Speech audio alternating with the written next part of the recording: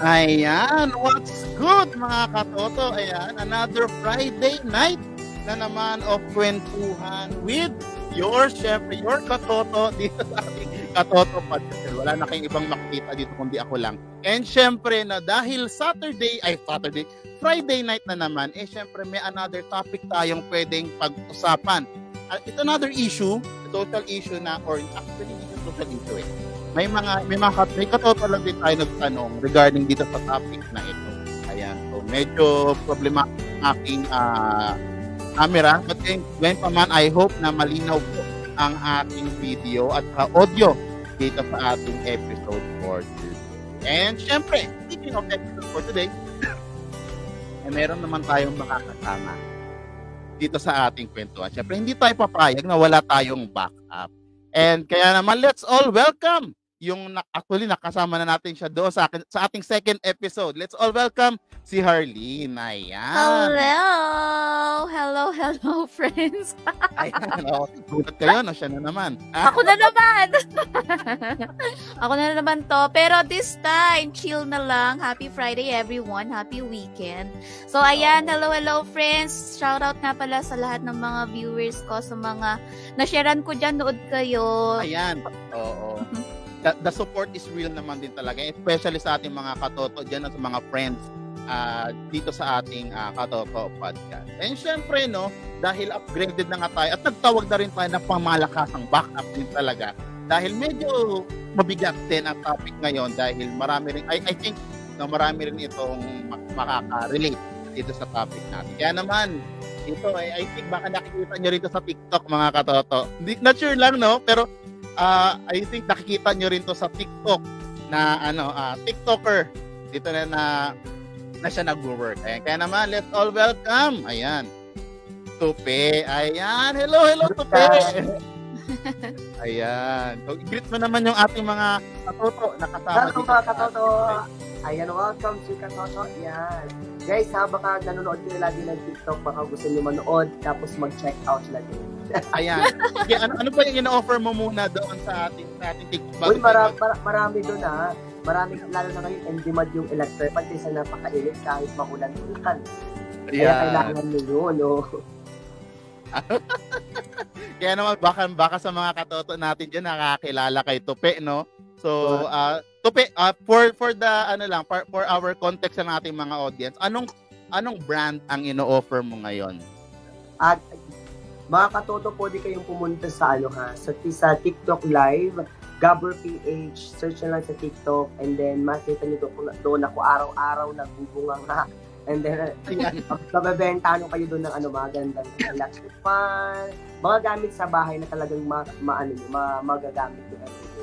Ayan, ayan. And yan sa ating mga katoto dyan na nakakilala kay Tupe, no? I-comment nyo nga dito sa ating comment section and sabay nating batiin ang ating mga kapwa katoto dito sa ating live. And also, no, feel free na lang din po na i-share at itagang inyong mga kapwa katoto dito na gusto nyo makasama sa ating kwentuhan para naman mas marami tayo dito. Siyempre, mas maraming input, mas maraming opinion mula sa mga kapwa natin. Malaking bagay na maririnig din namin sa inyo. Ayan, kaya naman sa ating mga katoto, no, shout out muna tayo dito. Ayan, shout out kay Hildong Goya Akla. Ayan, friend, happy viewing dito sa ating Katoto Podcast.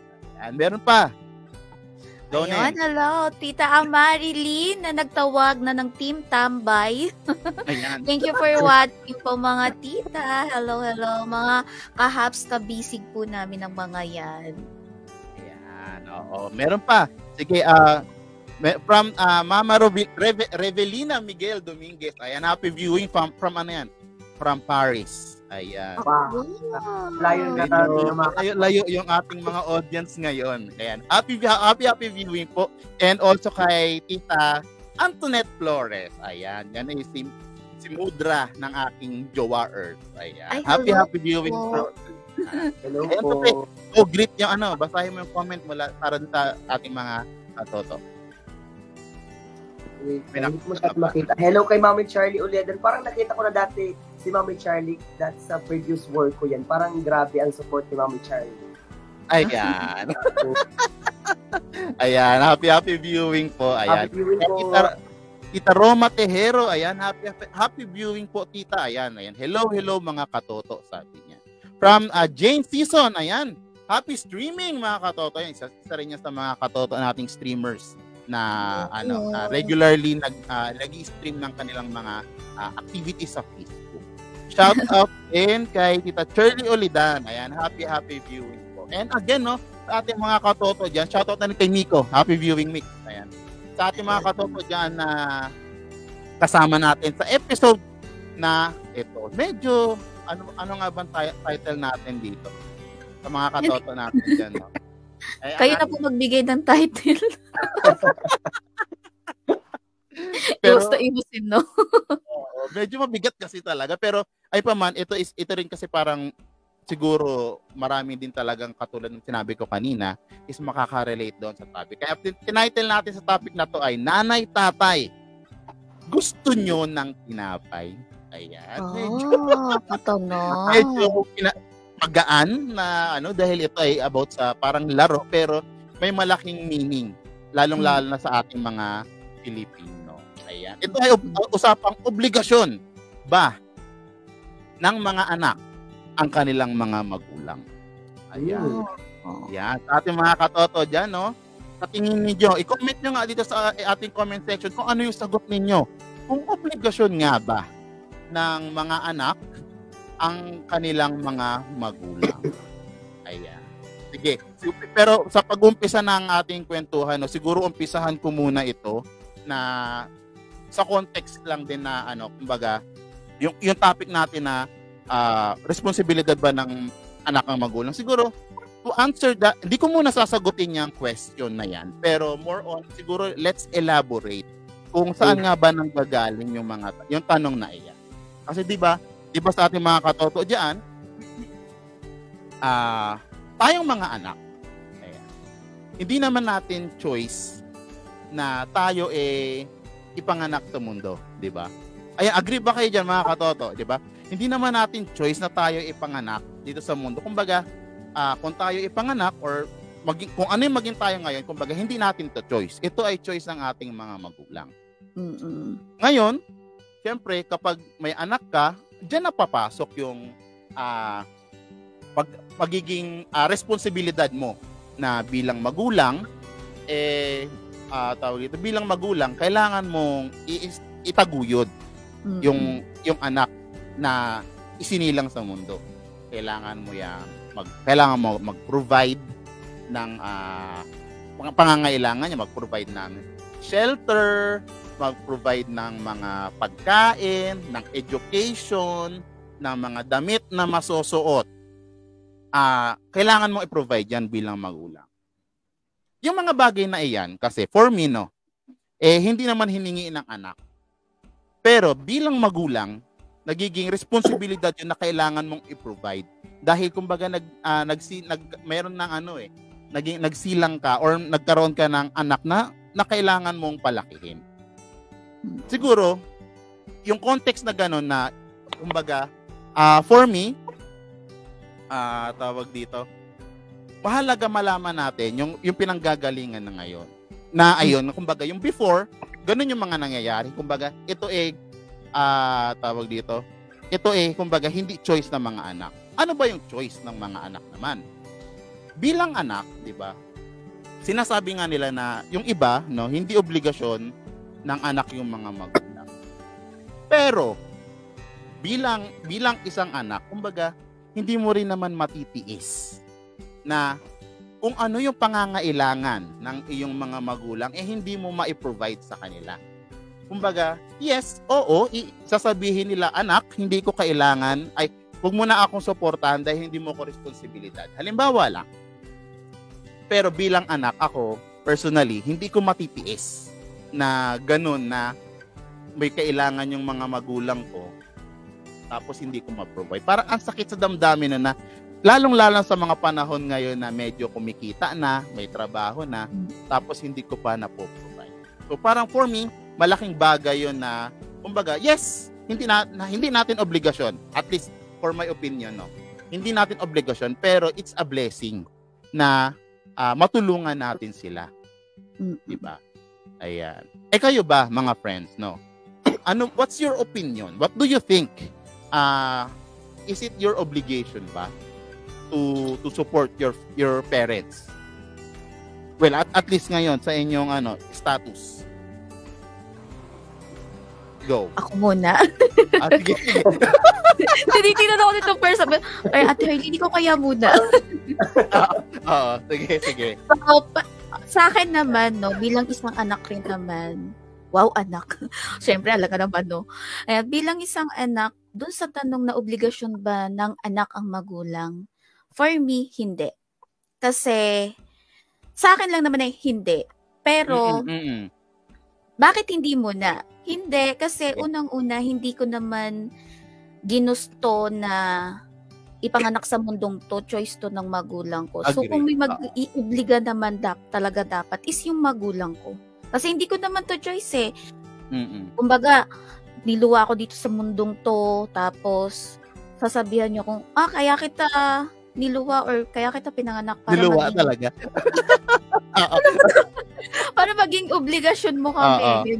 Ganyan. Kumbaga, parang kami yung magiging obligasyon mo. Kasi, unang-una, tawag nito, sa household kasi namin, I mean sa parents ko kasi, hindi naman talaga totally. Ngayon sa sitwasyon na nung nag-aaral yung mga kapatid ko, nung ako na yung nagtatrabaho, hindi ako inobliga ng mama ko na, ito dapat sa'yo, ito ganyan sa'yo, ito ganyan. Wala kaming ganun. Kahit ultimo yung unang sahod ko, sa unang trabaho, kahit sa mga sumunod na trabaho ko, hindi naman ako inobligan ng mama ko na ibigay ko sa kanya. Pangalawa, hindi rin naman hiningi sa akin ng any of my parents. Wala. Pero, ako mismo ang nagsasabi na, mama, this is what I can help para sa mga kapatid ko nag-aaral pa. At ito yung mabibigay ko para sa bahay.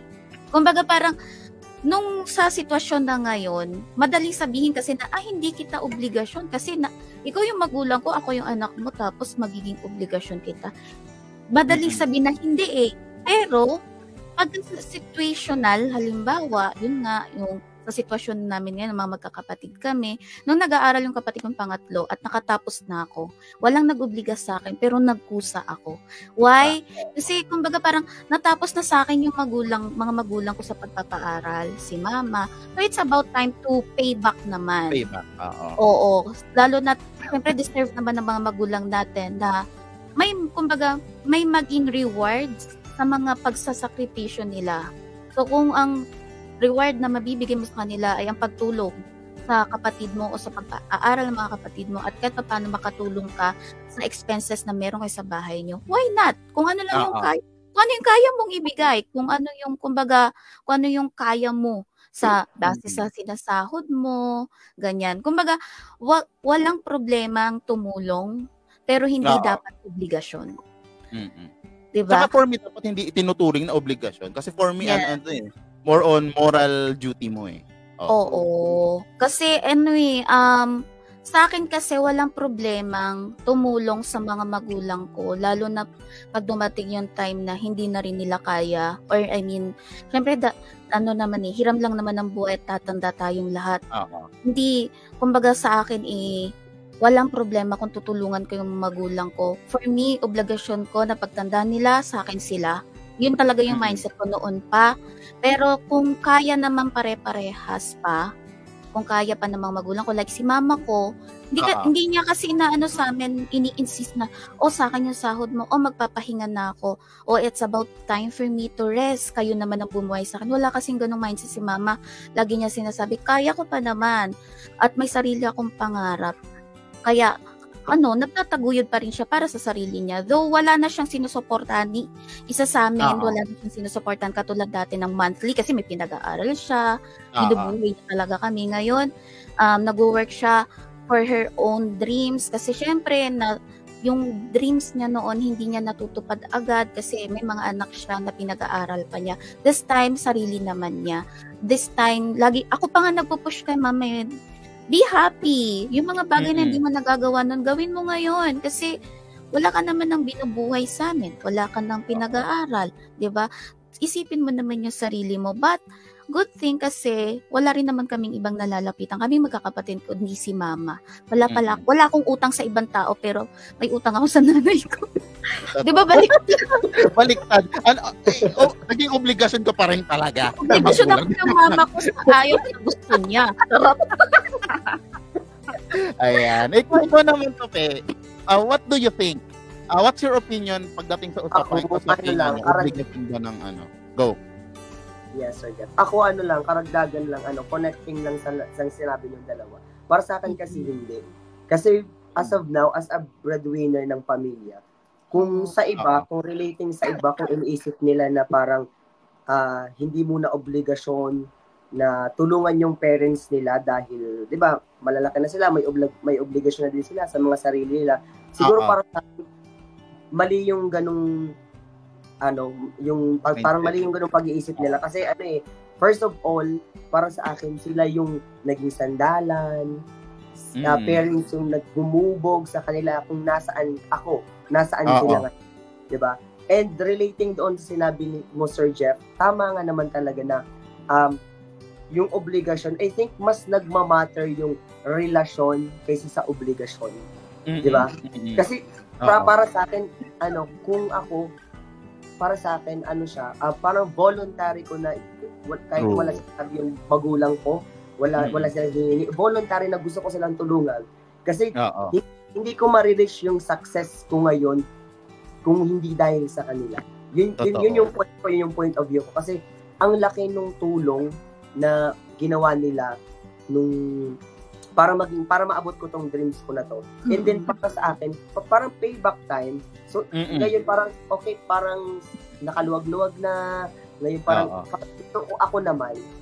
What if ako naman mag-relax na sila, ganyan. Kasi for how many years na ginugol nila sa akin, ako ngayon siguro mga para sa akin kulang pa. Parang may kulang pa na ako na hindi ibigay. Kasi sila lahat na ibinigay nila sa akin para makamit ko lang po. Doon lang ako, kaya sa lahat ng mga nanonood, always talagang itatak natin sa ating mga sarili na honor your parents talaga. Always honor your parents kasi very napaka-importante sa atin ng pamilya.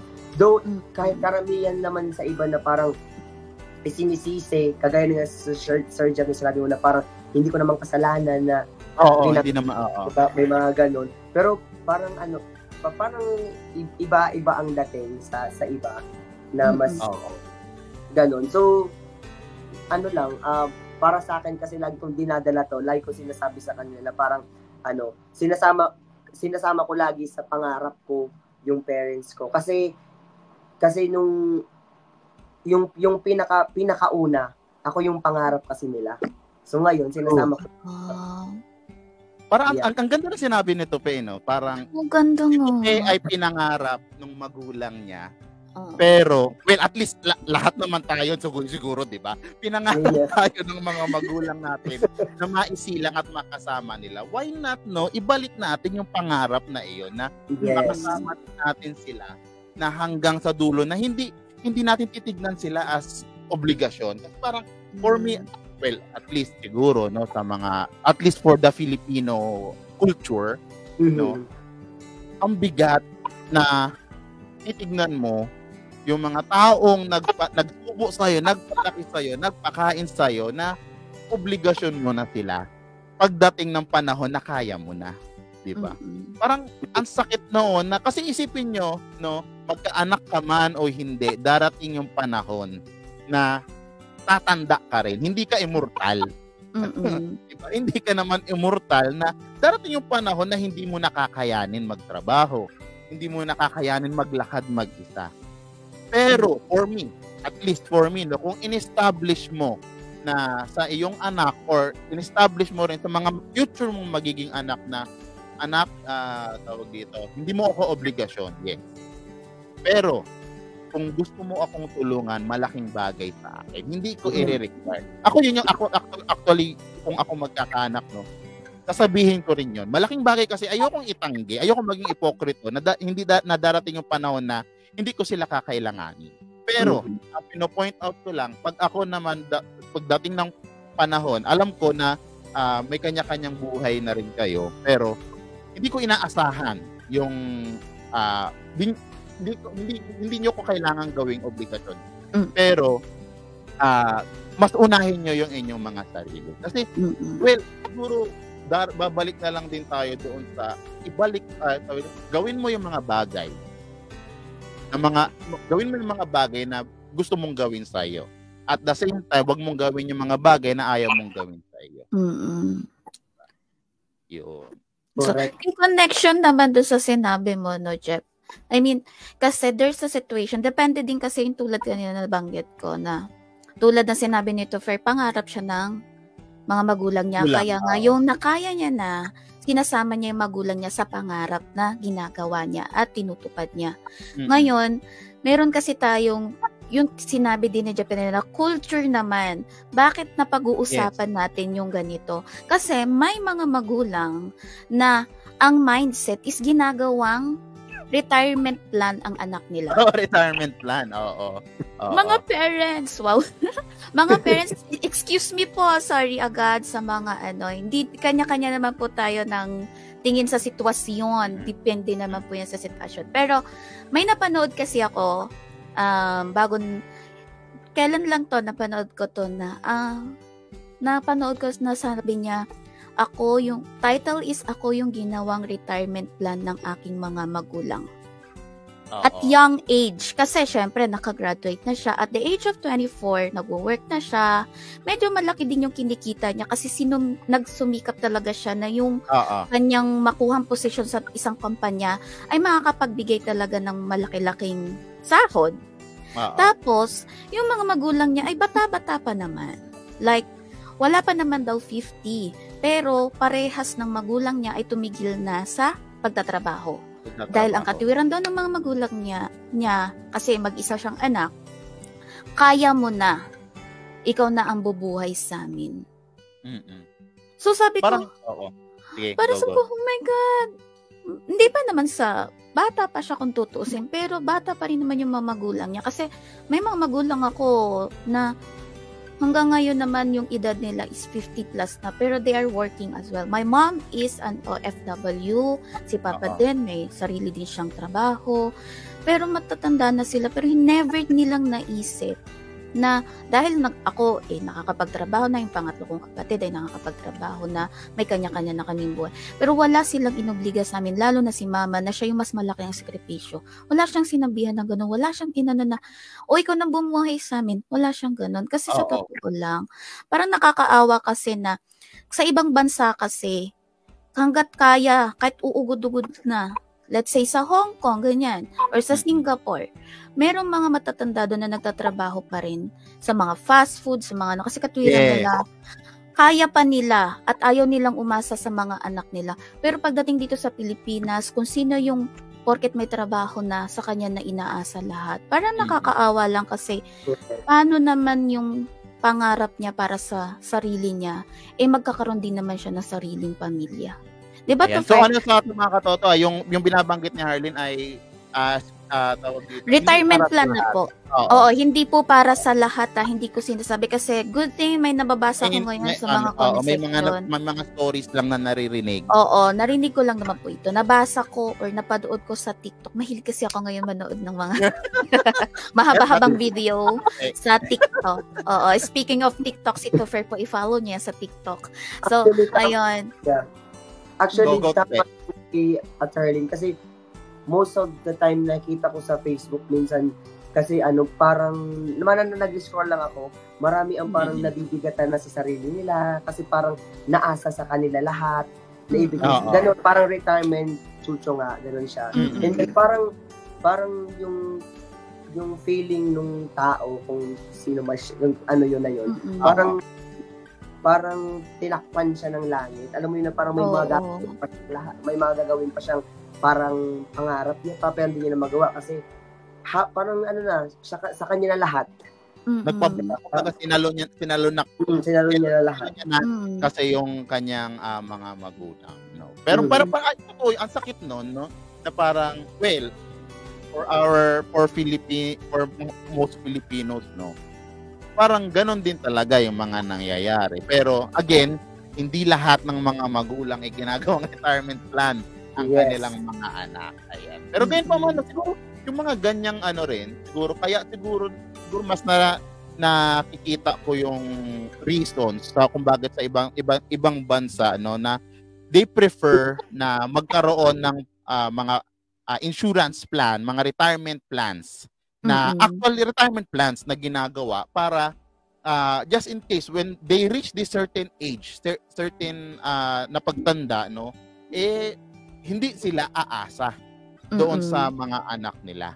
Siguro doon ko rin siguro na-realize yung mga ganong plan. Kasi kumbaga sa ibang bansa, though may mga home for the aged, may mga matatanda na mas pinipili nila na mag-retire sa mga elders na mga homes na kamukha ng home for the aged.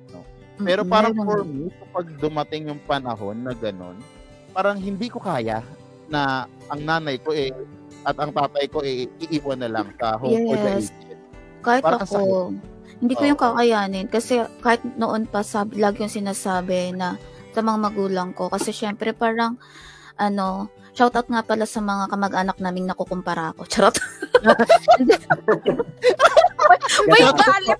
Happy viewing po sa inyo. May galit. Hindi kasi parang nakakumpara na lagi sinasabi kasi na, may trabaho naman na pala yung anak mo, bakit hindi ka pa tumigil sa pagtatrabaho?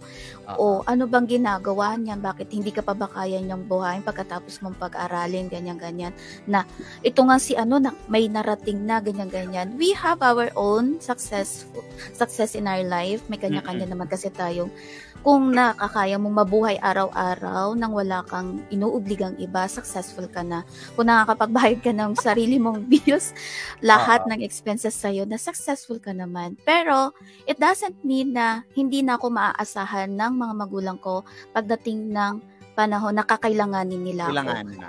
Oo. Kasi lagi ko sinasabi sa mama ko na pagdating ng panahon at uugod-ugod ka na, sa akin ka. Hindi pwedeng mapunta ka sa iba. Oo, kasi kung paano, gusto ko kasing i-payback kung paano niya kami inalagaan nun, pagtanda niya, siya naman yung aalagaan namin.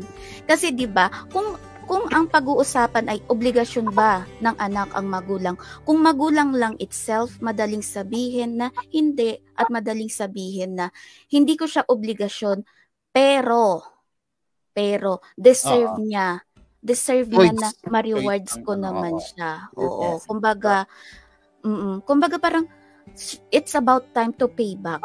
Yun yung sinasabi ko kasi kanina pa. Pero kung sa sitwasyon naman na sa pamilya, sa toxic Filipino culture, na kung sino yung nakakaangat. Halimbawa, ilan kayo magkakapatid? 3. Kunyari, yung panganay yung may mas malaking earnings. Medyo malaki-laki, oo. Oo, sa kanya na inaasa. Pangit yung ganon. Oo, pangit yun kasi may mga magulang kasi na, again, mga parents, hindi ko po nila lahat. May mga magulang kasi na porket yung anak nilang ito is yun yung mas nag-earn, doon na nila inaasa sa lahat. Hindi po dapat ganon. Dapat po pinag-uusapan, nagkakaroon kayo ng communication na dapat pinaghahatian, hindi pwedeng isa lang yung nasasandalan, dapat lahat kayo nagtutulungan.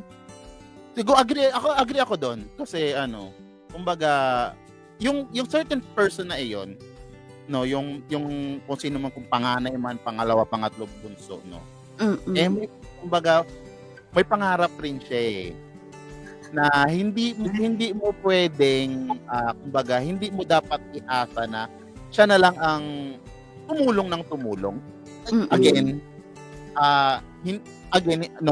Hindi kumbaga choice ng person na tulungan yung magulang, tulungan yung family.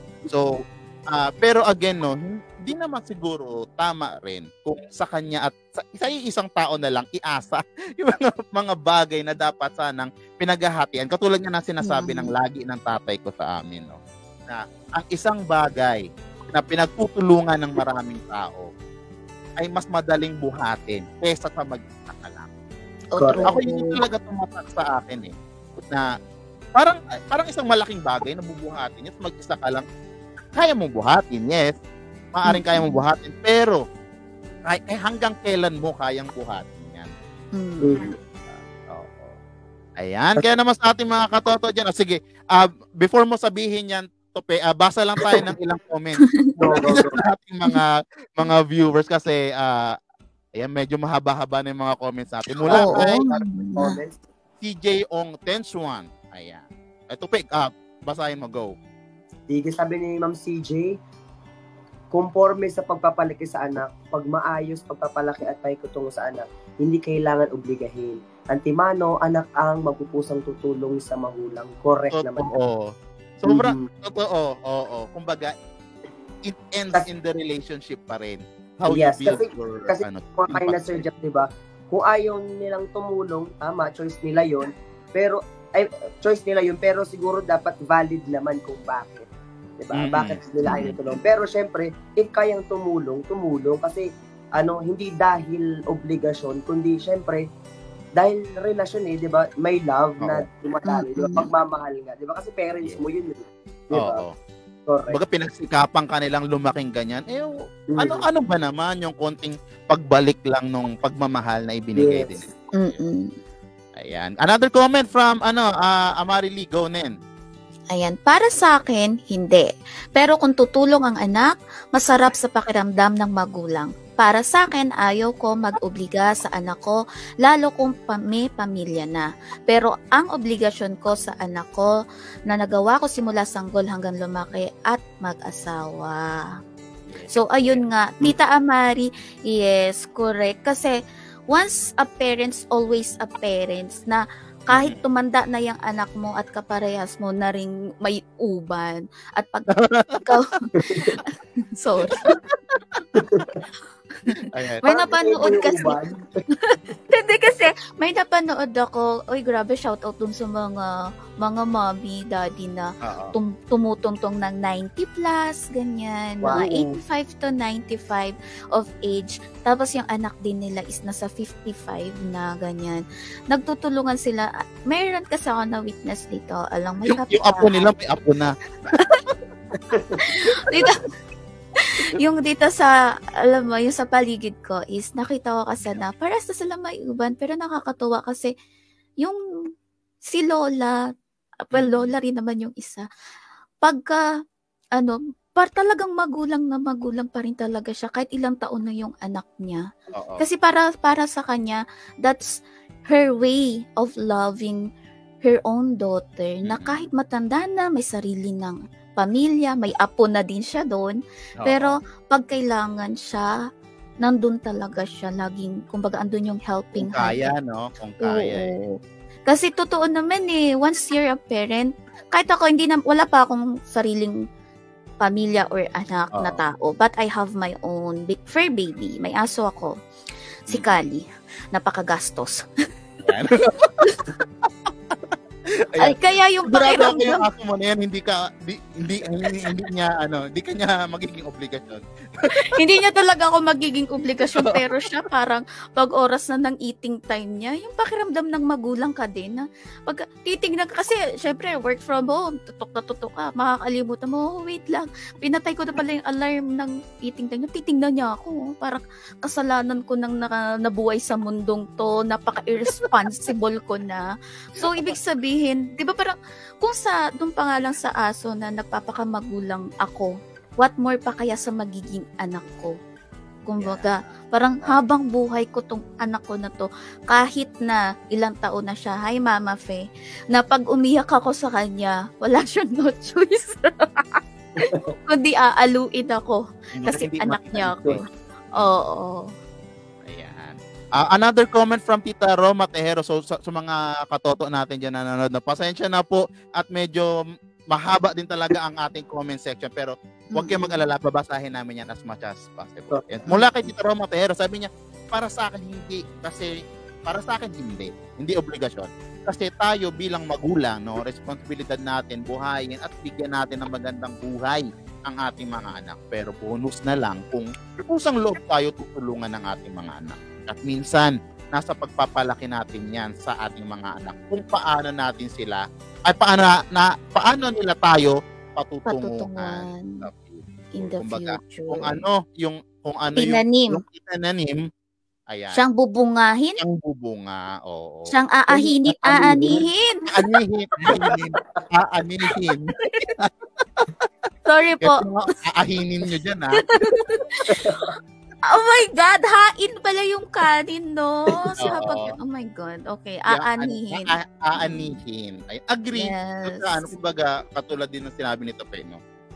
It depends kung paano, ano yung klase ng relationship yung ipinapasa mo sa iyong mga anak. Kasi katulad hindi matitiis ng magulang ang kanilang mga anak. Mm-hmm. Kapag naramdaman ng mga anak yon, darating ang panahon na hindi kanya matitiis. Kahit itaboy mo yan parang kahit gaano kakahina at itaboy mo yan, hindi yan lalayo sa'yo Well, at least for Filipino, no? Kasi for me, naka-embed na rin talaga natin sa ating mga sarili, ating kultura na bilang anak, yes, hindi natin obligasyon, pero it's your moral duty na kumbaga, unspoken rule na dapat tulungan mo rin yung mga magulang mo. Especially kung ang status ninyo hindi naman talaga gano'n din kayamanan, no? Siguro baka siguro may mga kaya nakakapagtanong yung ibang mga katoto natin na mga ganyan. Well, at least yung iba, no? Kasi depende doon sa financial status. Oo. Depende sa sitwasyon. Oo. Depende sa sitwasyon. Kasi baka iniisip nila, natatanong ng iba, no? Na obligasyon ko pa ba kayo? Kaya nyo naman na mabuhay. Oo. Kung kaya naman, bakit pa tutulong? Pero kung ang sitwasyon naman is tulad din ng nahihirapan yung parents natin, what if may sakit? What if hindi na kaya magtrabaho? Syempre, sabi nga ni Topher kanina, yung relasyon ng anak sa magulang, pagdating ng panahon, is talagang tayo rin yung talagang, kumbaga, moral duty natin na saluin naman sila. Yeah. So, kaya, bilang Pilipino, no, ako, I don't think na, tawag dito, hindi responsibilidad, pero it's a blessing na ibalik yung mga bagay na nare-receive natin from them. Ayan. Kaya sa ating mga katoto dyan, no, kayo ba, what do you think, no? Ang ganda lang din ng mga topics ng discussion natin for, kasi, kumbaga, it is a social issue recently na lumalabas din sa ating mga Facebook feeds na siguro naapektuhan lang din na yung iba na, yung realization na, nga, no? Kasi, in the end, hindi ko naman pinangarap na ipanganak ninyo. Pero tawag dito, kumbaga obligasyon ninyo na palakihin ako, pero siguro hindi ka naman obligasyon na ibalik yun. Pero ganyan pa man, again, bilang anak, blessing na makakatulong ka sa mga magulang mo. Parang meron din yung katulad para sa isang sitwasyon na if you spend on things, dapat higit pa yun sa, kumbaga parang pag nag-spend ka ng isang bagay, dapat yung sinasahod mo is hihigit pa. Hindi pwedeng, katulad din sa sa sitwasyon na ikaw may pamilya ka na. Kung kaya mo ay isang anak lang, then isang anak lang. Kasi hindi mo naman pwedeng iasa yan sa iba, 'di ba? Hindi mo pwedeng kumbaga iasa. Kasi yung tulad kanina nabanggit ko, kung halimbawa kayo ay 3 magkakapatid. Tapos kunyari ang panganay nyo ay may sarili ng anak at ikaw ay pangalawa, ikaw yung may magandang trabaho. Meron kasing nasi-witness ako or may napapanood ako na nagiging obligasyon ng second child, pati yung nagiging pamilya ng first born sa pamilya nila. Kasi parang ang ini-insist ng magulang o nung nanay ay, tulungan mo yung kuya mo kasi wala na may ibang tutulong yan at ikaw lang naman ang meron. For me, maling mindset yun. Kung alam mo na palang mahirap ang buhay, ba't anak-anak ka pa? Tapos iaasa mo, paano kung baliktarin? Kunyari, yung second child naman yung nag-anak at iasa sa'yo, kaya mo. Ikaw na yung maninindigan. Kakayanin mo ba? So, kumbaga, anak ka lang kung ano yung kaya mong buhayin. Hindi pwedeng Oo. anak ka ng anak, tapos hindi mo naman bubuhayin, ipapabuhay mo sa iba. Adi, wow. Kumbaga, ipinasa naman yung responsibilidad. Oo. Wag ganon. Kasi may mga magulang kasi na parang, alam mo yon yung, o ikaw naman ang mayroon, tulungan mo si ganito. Kasi may napanood ako, naawa talaga ako. Ang haba, hindi pala napanood, yung, diba sa TikTok may slide ng picture. Sinulat niya doon na, siya kasi yung panganay. Tapos ang ganda ng trabaho niya, managerial type, ganyan. Diba, laki na sahod nun. Tapos ngayon, yung kanyang bunsong kapatid na lalaki, nagkaroon ng biglang anak. Abay, sa kanya inasa, pati ang pagpapabinyag. Parang, oh wow, ginusto ba ng ate mo yan? Kasama ba yan siya dyan sa Hindi naman, diba? So, wag mong iasa. So, ang lesson, for me, ang gusto ko lang sabihin is, kung ano yung kaya mo, yun lang yung gawin mong responsibility sa buhay mo. Hindi pwedeng anak-anak ka tapos di mo mabubuhay at ayos ka. Yeah, agree. Kasi kumbaga, kumbaga kapatid mo naman yung kumbaga. Well, for me no, bilang kapatid na rin siguro. Dapat kumbaga ako bilang siguro to answer din yung to share with yung sa sinabi mo rin no. Kung ako kapatid at may kakayanan ako na hindi naman kung may kakayanan ako na hindi naman maapektuhan ang aking kapasidad na sumuporta. Sige, makakasuporta ako. Pero bilang ikaw ang kapatid na tinutulungan, siguro mahalaga rin na unawain mo rin na hindi todo panahon, hindi todo not all the time. Na masasandalan mo. Nakakatulungin ka nung kapatid mong mas nakakakaya-kaya. Kasi again, no, hindi ka nga inobliga ng magulang. Naging obligasyon ka naman ng kapatid. Kasi nakakaawa yung girl. Sabi niya, may sarili din kasi siyang family. May anak din kasi siya. Parang nagdedemand yung kapatid niya. Tapos, hindi niya nga may obligasyon din siya sa sarili niyang anak. Hanggang sa, yun na, napagod siya, nag-cut ties siya sa family niya. Kasi kinausap niya naman ng maayos yung family niya, yung parents niya. Pero parang ang datingan is, naging madamot pa siya.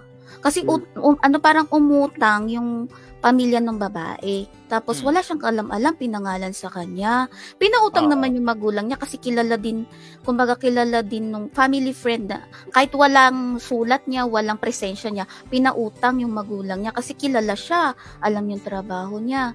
Ngayon, yung nangyari, kasi parang ang nangyari, siya na lahat ang sumalo, paano naman yung sarili niyang pamilya, diba? So, nagkaroon ng cut ties. Naawa ako. May time na nagbabasa lang, naiiyak ako. Hindi naman ako related dun. Hindi naman ako relatives. Pero, napag-uusapan lang since nakikita rin sa Facebook. No? At ang dami rin ganyan siguro din talaga na mga real stories, na untold stories na Kaya sa ating mga katoto, no, I regularly invite you, friends, no, sa inyong mga concerns, sa inyong mga gustong i-share dito sa ating podcast. Kasi yan yung mga topics sa sobrang, mahirap i-share sa iba.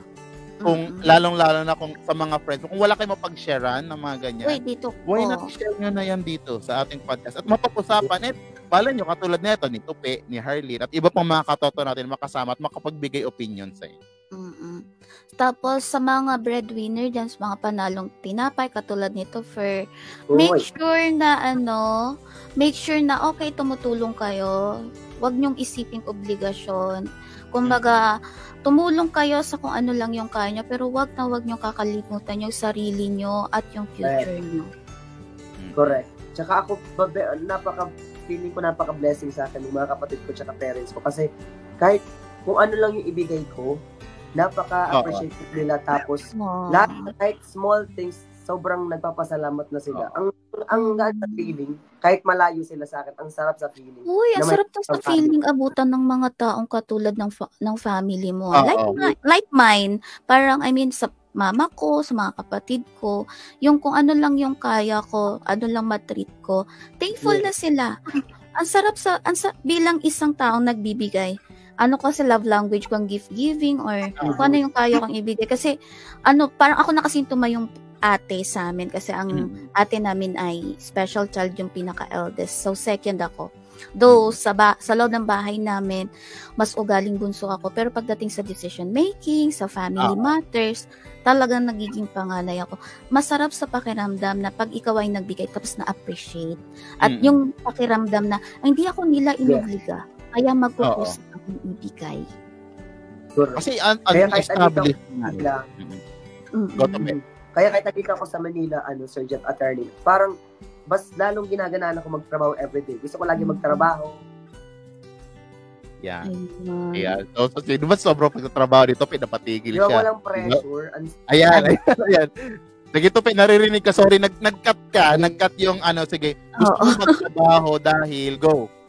Sorry, okay, nag-cut ka yata sa audio mo. Okay na ba, Sir Jeff? Okay na. Parang okay lang ako. Wait lang. Ayan. Medyo sa sobrang sipag nito for kasi sa TikTok, no? Nawawala yung net na nun. So, ayan. Sabi ko kanina, parang tawag din, parang nawala ako. Parang ang topic mo ay parang dahil sa yung appreciate yung pamilya niya, di ba? Parang mas nakakasipag magtrabaho. Yes, parang di ba walang pressure na gusto ko lagi magtrabaho dahil sa kanila. Ayun. Oo. At saka siguro diyan na rin yung papasok talaga katulad mga breadwinner, no?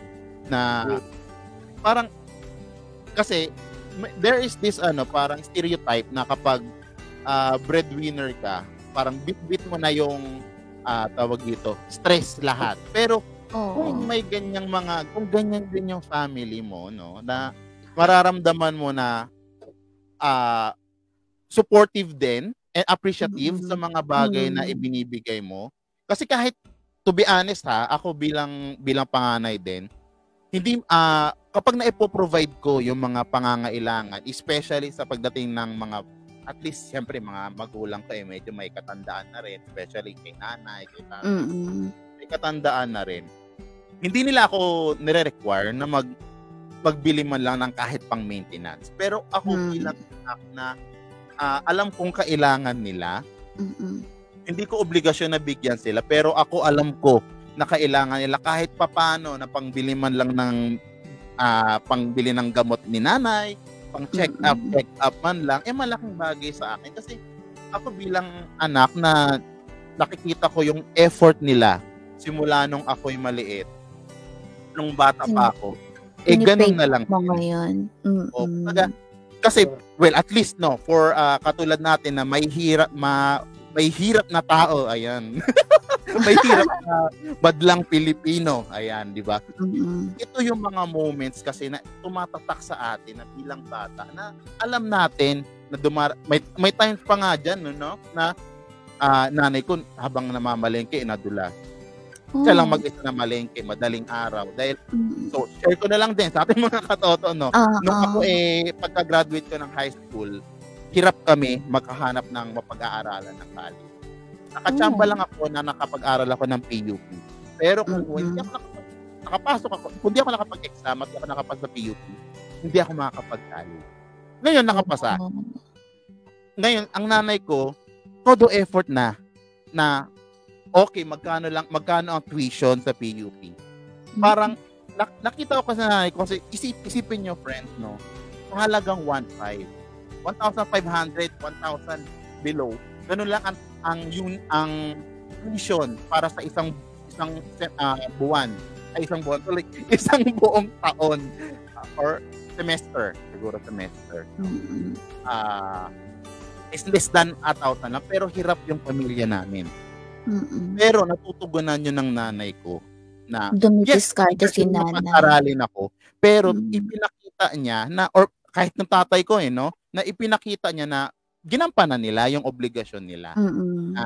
Mapag-aral ako, mapagtapos ako. Na ngayon, nakapagtapos ako, nakapag-aral ako, siguro ito na yung panahon na maibalik ko kasi nung naalala ko nung first time ko na makapagbigay ng sahod. Kaya nanay, parang nakangiti sila pero parang yung galak mas nasa akin kasi parang alam mo yun, yung feeling na may capacity na akong tumulong. Ako naman ngayon yung nakakatulong kumbaga. 1,000 lang na ibigay ko. Happy na. Ang sarap na kahit papaano, dati ako lang hingi ng hingi. Naipay pang computer, naipay pang Ako, ngayon, ito na, una kong sahod. Bahala ka na kung saan aabot yung pera na yan. Pero gayon pa man, inalay ko yung aking unang sahod sa aking magulang. Ayun. Gano'n na lang siguro din ako ka-affected nung pagdating sa usapang pagbabalik ng responsibility or kung responsibilidad ba natin ibalik or responsibilidad ba natin yung mga magulang natin. Yun. Ayan. Kaya naman sa ating mga katoto dyan, sa ating mahaba-habang insight. So, Diyos ko, ang hahaba ng mga comments. Comments. Parang mga comments.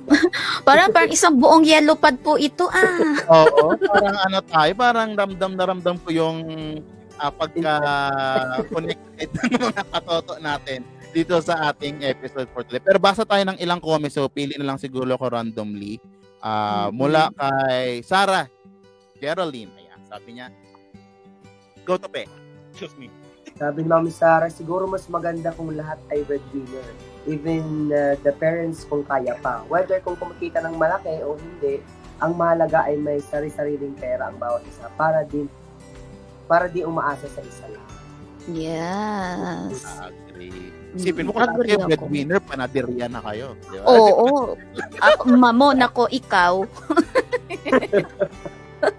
Lahat kayo nagtatrabaho, breadwinner, lahat magiging panaderya kayo. Ayan. Pero I understand yung sinabi ni Ate Sarah na parang, kumbaga, kung halimbawa sa pamilya, may mga kapatid ka, di maganda, yun nga yung sabi mo par kanina magaan kasi mas magaan kung nagtutulungan, hindi inaasa lang sa iisa. Kasi kung ang yung bagay na sinabi ni tatay kanina na kung ang isang sitwasyon pinagtutulungan, madaling masolusyonan. Hindi yung isa lang kasi ang bigat talaga pag isa ka lang.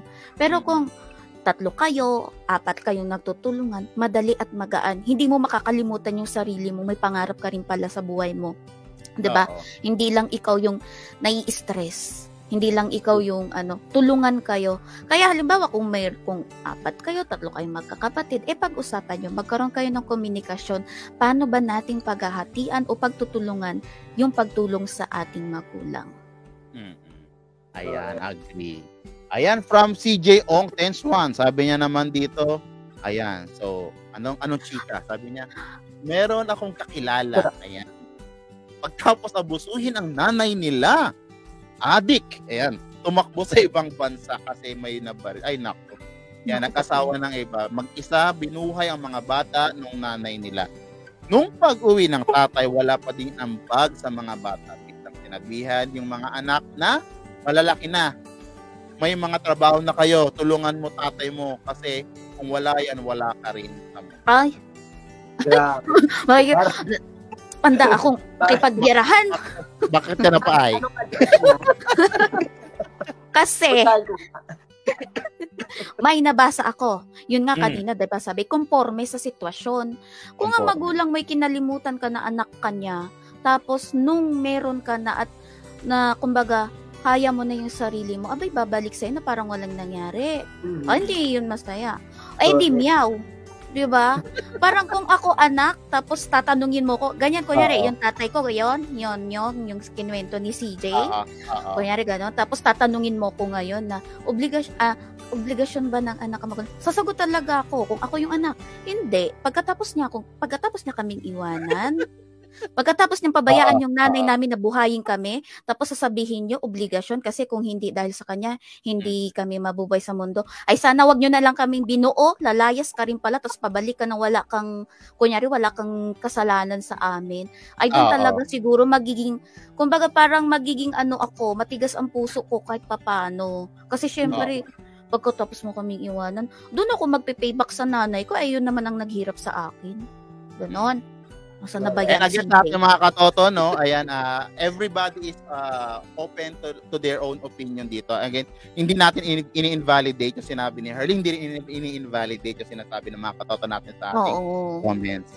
Oy, friends, wala tayong ini-invalidate, ha? Baka depende sa sitwasyon. Siguro, ano rin yun talaga, siguro, depende rin, for me, depende rin kung paano i-win back ng tatay. Kung may effort man lang sana, no, na i-win back yung mga, or bawiin yung mga pagkakataong nawala na siguro naman darating yung time na magkakaroon ng tawag ito,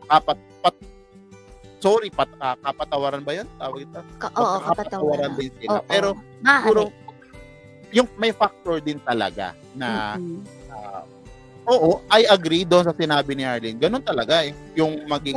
Initial reaction ko yun Oo, initial reaction ko yun. Pero kung makita ko naman, kunyari, ako nga yung anak nun, no? Kung makita ko naman si tatay nagsusumikap na ibalik yung nawalang panahon, yung banding ba tawag doon? Yung ganun, yung relasyon na nawala kasi wala siya dito. Maaaring lumambot ang puso ko. Pero yun nga, sabi ko nga, friends, hindi ko ini-invalidate yung kasi tama naman talaga na nababanggit naman din talaga sa Bible o sa kahit saan yan at natural na sa ating mga Filipino na pagdating ng panahon ang anak ang naaasahan ng mga magulang kasi wala naman ibang tatakbuhan yan kundi tayong mga anak lang din naman, di ba? Oo, agree. Kumbaga family pa rin. Family pa rin. In the end of the day, family pa rin.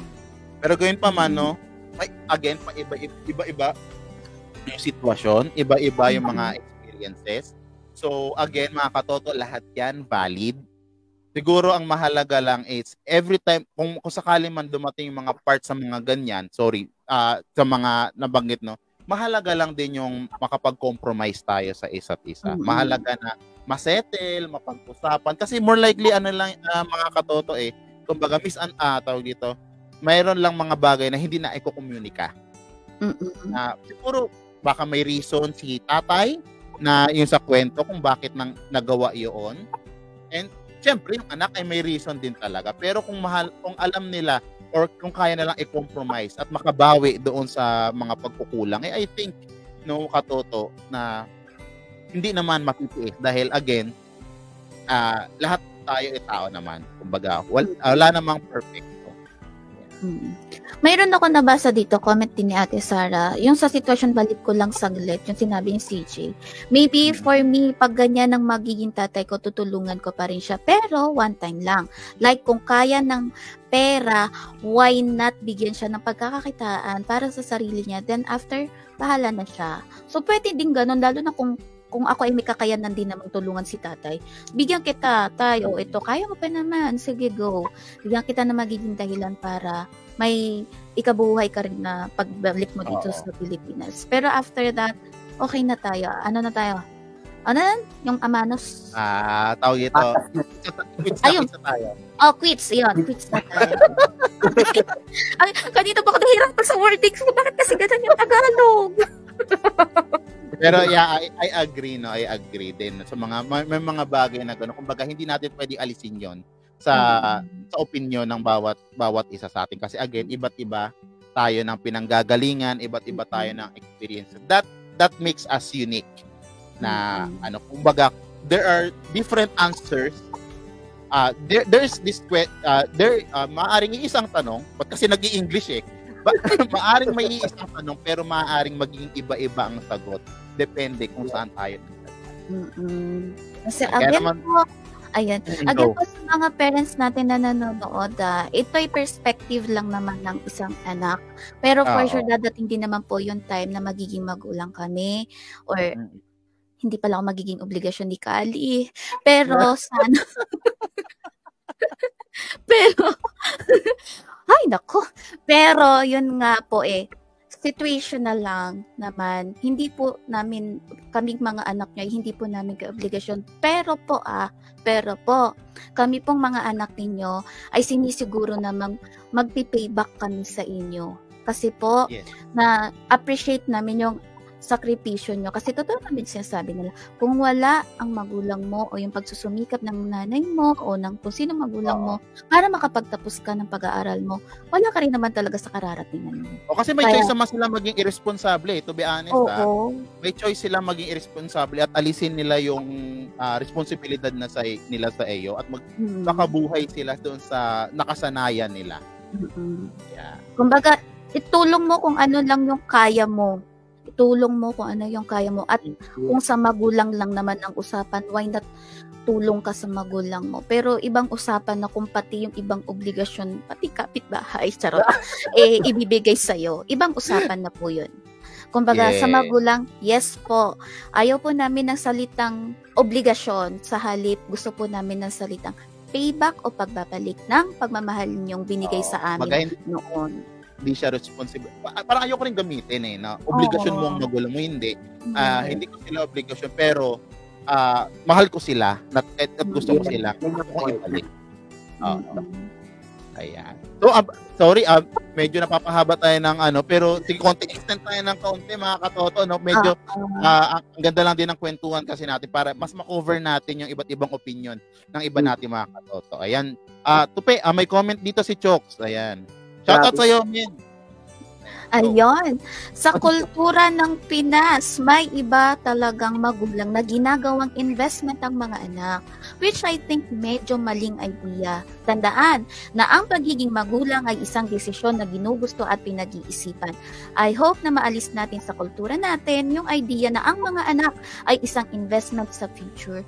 And at the same time, bilang isang anak, maging mapagpasalamat sa ginawang sakripisyo ng magulang natin noong hindi pa natin kayang tumayo sa ating sarili. So yun yung sinasabi ko kaninang kultura nga, na may kultura dito talaga sa toxic Filipino culture na ginagawang investment na, yung kumbaga parang, ikaw naman ngayon ang bumuhay sa amin tapos nakabis sa obligasyon namin sa'yo. Parang ang pangit naman ng gano'n na, mapapasagot ka, my God, ginusto ko bang ginusto ko bang maging anak ninyo? Kung ganyan din naman pala yung gagawin nyo, sana may choice ako doon na i-off, gano'n, may pipindot na, no, yes, yung gano'n. Kasi, ayoko lumabas dito lang ako, parang gano'n. Ayoko lumabas, gagawin nyo lang pala akong investment kayo naman.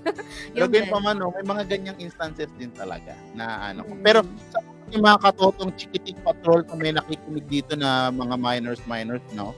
Wag niyo sasagutin ng gano'n ng inyong mga magulang, ha? Wag. Pero I don't may mga batang minors na nakikinig dito kasi wala naman nag-comment. Pero kayo pa man, kung may makakapanood nito, wag niyo sasagutin ng mga gano'n ng mga magulang. In the end of the day, magulang pa rin natin sila. Darating ang panahon na maaaring maging magulang ka rin at ayaw mo rin na Oo. Kumbaga lang ang pag-usapan ng, sabi nga nila, hindi nadadaan sa magandang usapan. Good communication is the key para mas maging maaluwan ang isang sitwasyon o yung isang topic na medyo, sabi nga nila hindi magandang pag-usapan, pero minsan kailangan talakayin nyo mismo sa loob ng bahay ninyo o kayo bilang isang anak sa magulang. Maging open lang kayo, pero wag sasagot ng mas babalang. Sumagot ng may respeto pa rin sa magulang. Okay? Ayan, kaya naman. Go. I mean, tama ang sinabi natin, yes. Dapat talaga, honor your parents lagi. Diba? May nabasa kasi akong comment na gano'n nga sa Bible daw yun. Tama yun. Oo. Nasa 10 Commandments. Oo. Yes. Honor thy mother. Basta about sa parents. Sorry, hindi ko kabisado kasi yung sa 10 Commandments. Basta meron po yun. Parang pero hindi ko pa rin kabisado. Ayan.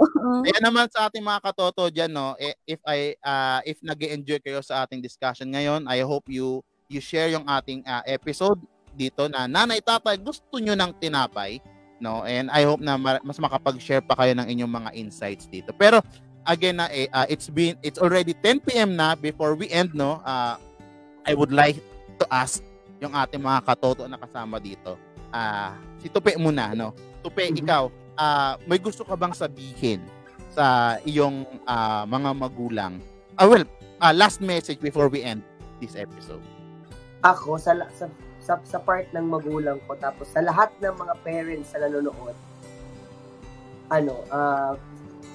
sa anoin ko na, parang sabihin natin na kunwari lahat ng parents na nanonood yun ay yung mama ko.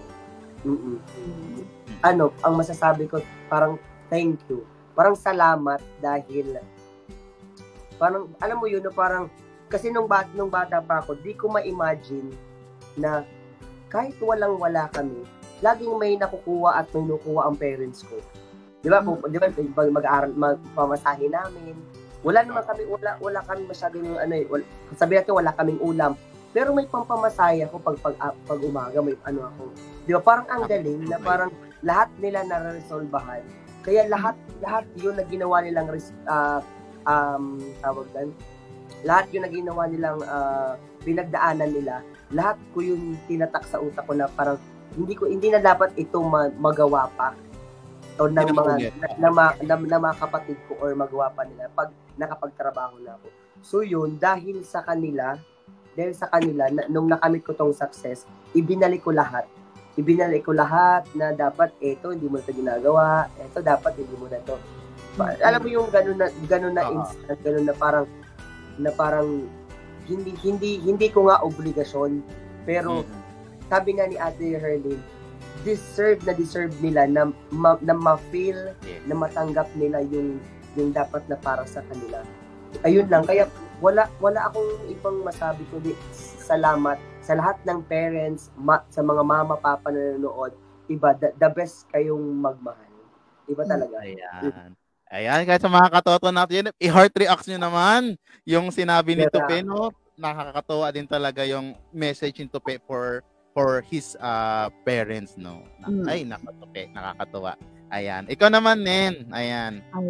Message mo sa iyong Mudrakels and Pudrakels na hindi mo obligasyon. Pero ako yung obligasyon. Pero choice natin to give back. So ayan, sa mga magulang ko, maraming salamat po kasi yun nga tulad na nasabi ko kanina, wala ako sa position ko ngayon kung hindi dahil sa pagsusumikap nyo. Lalo na kay Mama Fe. Mama! Ayun, thank you. Maraming salamat sa lahat ng sakripisyong binigay mo, inilaan mo sa aming mga anak mo, sa aming mga magkakapatid. Maraming salamat po. Hindi man tayo perpekto as a family, but tandaan nyo po na pagdating ng panahon at kailangan nyo ko, bukas na bukas ang pintuan. Kahit may gate, bubuksan natin yan. Kidding aside, thank you po sa lahat ng ginawa nyo para lang makapagtapos kaming dalawa ng kapatid ko. At sa ginagawa nyo hanggang ngayon na sakripisyo para matupad yung pangarap nyo para sa amin. Thank you, Mama. I love you. Thank you very much. Ayan, doon. So, ang tawag dito, nag-skip na. Joke lang. Pero ayun, no, sa ating mga katoto niya, no, siguro it's time na rin sa ating mga katoto, no, sa mga anak dyan, i-comment nyo dito sa ating comment section yung mga message niyo sa inyong family or sa inyong mga magulang, no, para ipopost natin yan dito sa ating Facebook page para naman for appreciation din ng kung gaano ninyo kamahalin yung parents ninyo. Pero ako, kung mag-message ako, hindi ko alam kung nanonood sila nanay ngayon o si tatay. Pero ayun, Nay. Ayan. Pero ayun, siguro sa akin, message ko lang, no, thank you sa pagiging kayo, no, na kumbaga dumating tayo sa mga panahon na hirap na hirap tayo yung pagdating sa event sa pagkain, no. Ito, real story lang din sa ating mga katoto. No? Dumating yung time namin sa family namin na even kasi before may paalaga kaming, may nag-aalaga kami ng baboy. So before, syempre pag mag-aalaga ka ng baboy, dumarating yung time na kailangan kong kumuha namin ng tatay ko ng pagkain ng baboy sa palengke. High school ako. Ngayon, nakita ko yung effort ng tatay ko na ayoko sana siya makikita na dumadampot ng mga bulok na gulay doon sa basurahan. Imagine niyo kung, well, sa mga katoto natin dyan sa Commonwealth Market, ayan. Makikita niyo dyan yung kung gaano yung part ng mga isdaan sa baba, gulayan. Kaming dalawa ng tatay ko, lumulusong kami doon sa basurahan, yung kulay blue drum, lumulusot kami doon. Na parang habang pinapanood ko yung tatay, nasasaktan ako kasi kumbaga hindi niya deserve na gano'n na magkukuha ng mga pagkain ng baboy. And ang worst part dito, sorry, share ko na lang din kasi di ko na rin mapigilin damdamin ko, no. May times na yung mga pagkain, yung mga ayos-ayos pang talong, mga ayos-ayos pang saging, dumating yung part na even yun, nagaling sa basurahan, pinakain. Yun yung tinatanggal lang namin yung mga yung mga bulok, no. Doon ko na realize kung gaano nila kami kamahal, gaano na lang yung effort nila sa amin, na huwag kayong mag-alala, makakaraos din tayo dito. Basta tawag dito, kapit lang din kayo katulad ng kung paano kami kumakapit sa inyo. Parang gano'n na lang yung nag-isandalan namin before, na hanggang ngayon siguro yun yung pinanggagalingan ko. Kaya siguro may sobrang affected lang din ako pagdating na doon sa pagdating na doon sa mga obligasyon sa mga magulang, no. Even yung nanay ko, there are this time na 2 piso na lang ang pera namin ni nanay, pero nairaraos. Hindi ko alam kung anong magic yung ginagawa or yung effort ng nanay ko, kung paano niya na-ima-magic na mayroon pa kami makakain.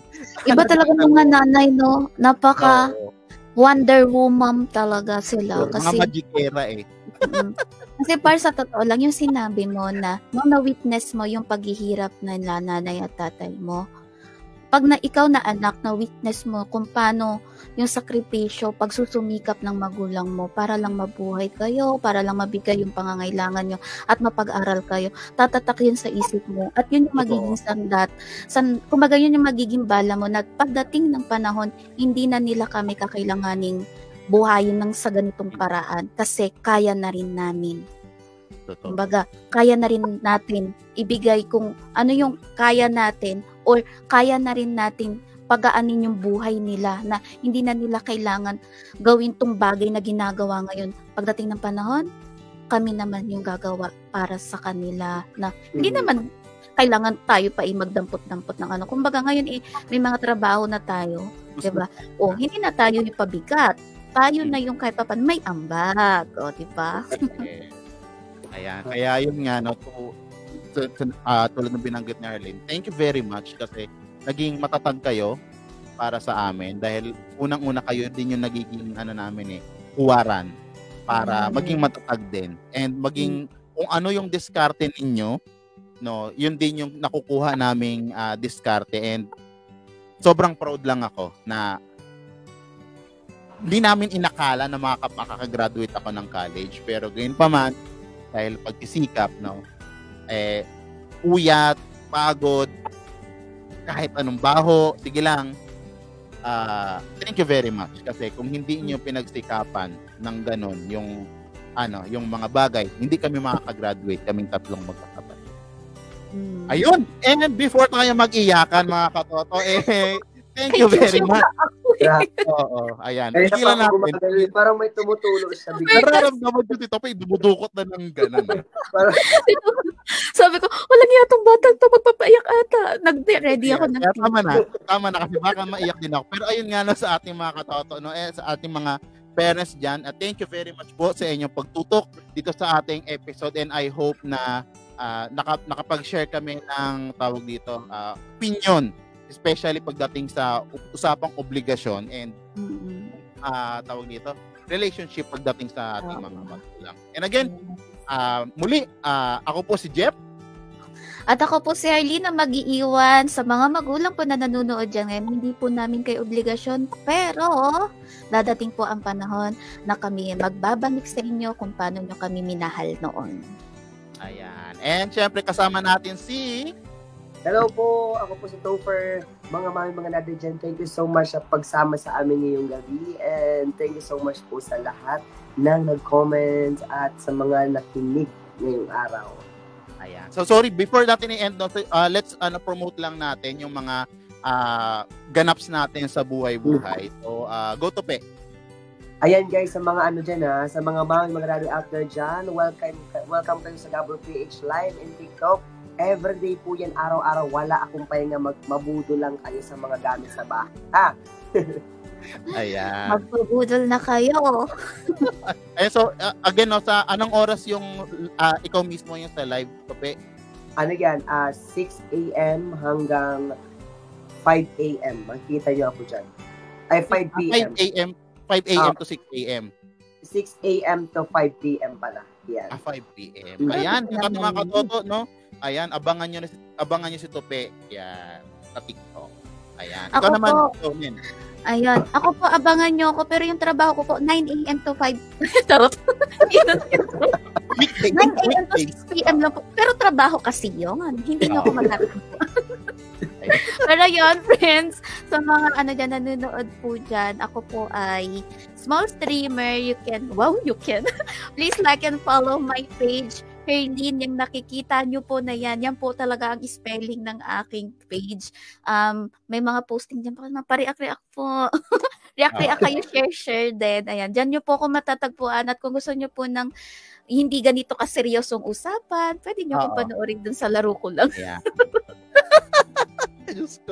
And ayan, and again, this is Jeff and your katotong host dito sa ating Katoto Podcast. And muli mga katoto, kita-kits tayo sa next episode. Let's kwentuhan again next Friday, 9 p.m. dito pa rin sa ating The Katoto Podcast. Muli, this is Jeff and kita-kits. Paalam! Bye-bye! Bye-bye! Bye-bye!